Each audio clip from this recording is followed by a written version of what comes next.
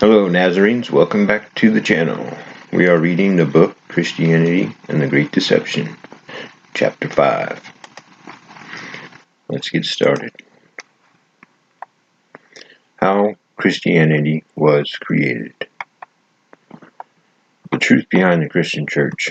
2,000 years ago, around the time that Yahushua the Messiah lived and died, and the early Jewish believers were converted, Jerusalem was under the control of the pagan Roman Empire.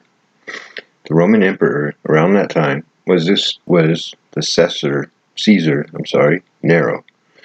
Nero believed himself, like many ancient rulers, to be divine, just another of the many incarnate God-men in history, and was threatened by the growing allegiance in his empire to another king, the coming Messiah.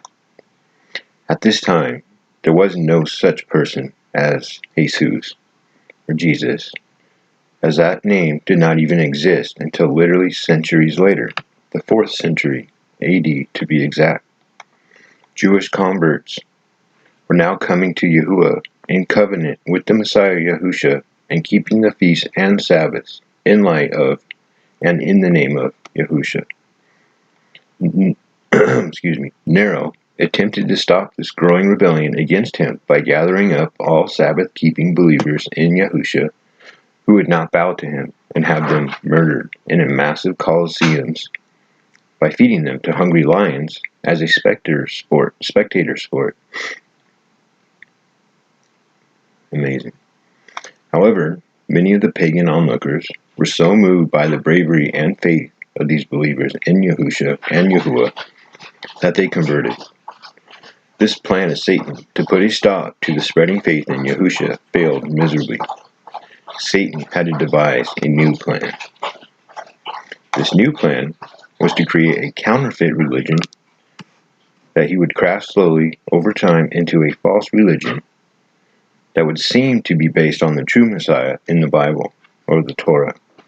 It would, however, actually be based on Tammuz of Babylon. This is where the Roman Emperor Constantine comes into play. The first pope in Rome was the Roman Emperor Constantine.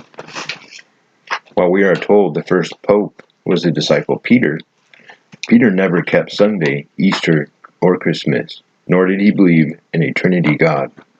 It was actually Emperor Constantine. Constantine held the title Pontifex Maximus, which literally means high priest of the sun god Zeus, Apollo, Greek incarnations of Nimrod and Tammuz. He was the high priest of his god Apollo, also known as Mithra, the sun god. Apollo and Mithra are just another name for Nimrod Tammuz that evolved out of ancient Babylon, as the languages were confused at the Tower of Babel.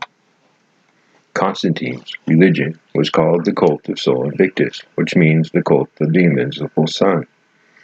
Constantine was a sun worshipper, as the religion of Babylon was literally transplanted to Rome. I covered that in my last book, and again, in both the Kingdom of Yahuwah and the Ushaic Covenant. The Pope of Rome to this day holds the same title of Pontifex Maximus, and to this day worships the same sun god. This Roman religion is known as the cult of Sol Invictus, or the cult of the invincible sun.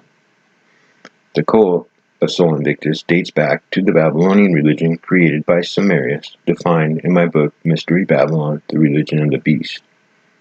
History records that Constantine became the first Christian emperor of Rome and played a major role in converting the pagan Roman Empire to Christianity. This is actually true. The religion of Christianity was actually created by the Roman emperor and high priest of Apollo. This religion, created by Constantine, was nothing new. It was the exact same religious system dating back to Babylon, and the same religion Constantine worshipped before and until his death. Sun worship. Constantine was a follower of Christos Mithra, whose followers were known as Christians. It was identical in every way to the worship of the stars, sun, moon, and planets that originated in Babylon. Christians today claim that God came to Constantine in a vision of a cross and Constantine converted to a servant of Jesus Christ.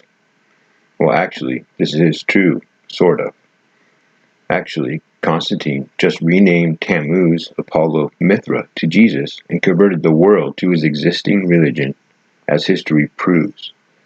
As the legend goes, Constantine was on his knees, worshipping the sun facing east, as sun worshippers do, and saw a vision of the cross of Tammuz and was told, in this sign, conquer. Conquering humanity through force and converting by threat of death is the total opposite of the Messiah's message of evangelism through love and regeneration through faith.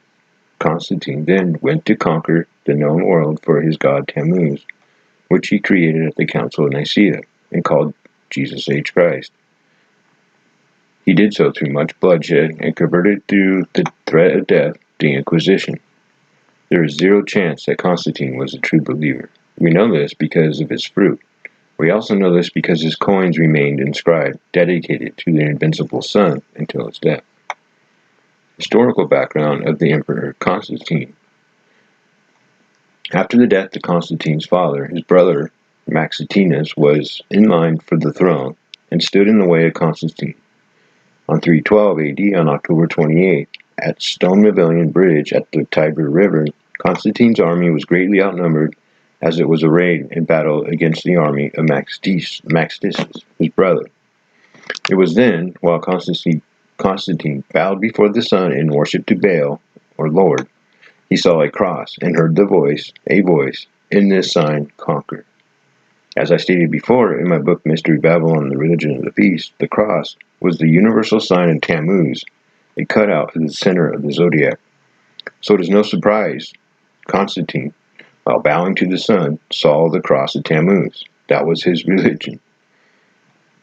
This command he heard to go forth and conquer was the same expression used in Revelation 6:2 of the rider on the white horse that goes out to conquer an image of the false Messiah. Constantine went forth from that point and conquered the pagan world through his new religion and much bloodshed.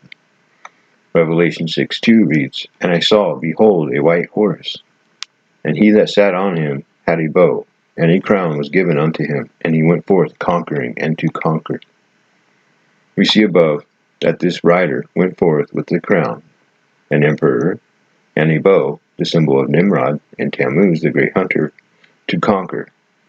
The exact historical image of Constantine, the founder of Christianity. This same bow is carried to this day by the subsequent Pontifex Maximus, the Pope of Rome. It is a bowed cross and the staff of the Pope. The Pope literally wears a two-horned mitre hat, two horns like a goat, on his head, carrying about a cross in the shape of a bow. On top of his staff is the cross of Tammuz, with the image of the false Messiah, renamed Jesus Horus Persona, Jesus H. Christ, or Latin, IHS. This false Messiah is none other than Tammuz, the pig of Ishtar, in name and sacrifice. Revelation 13:11 reads, Then I saw another beast coming out of the earth. He had two horns like a lamb, a mitre hat, but he spoke like a dragon, a puppet, for Dagon to dragon, i.e. Satan. Back to our story. Once Constantine defeated his brother Maxentius and became emperor and high priest of sun worship, the main problem Constantine faced in his empire was strife between religions. There were many different gods among the pagan people, and this caused conflict. This religious conflict led to what we know today as the foundation of Christianity, the Council of Nicaea. The resulting creed, the Nicene Creed, is professed by every Christian on earth, a total blasphemous creed, as we will now discover.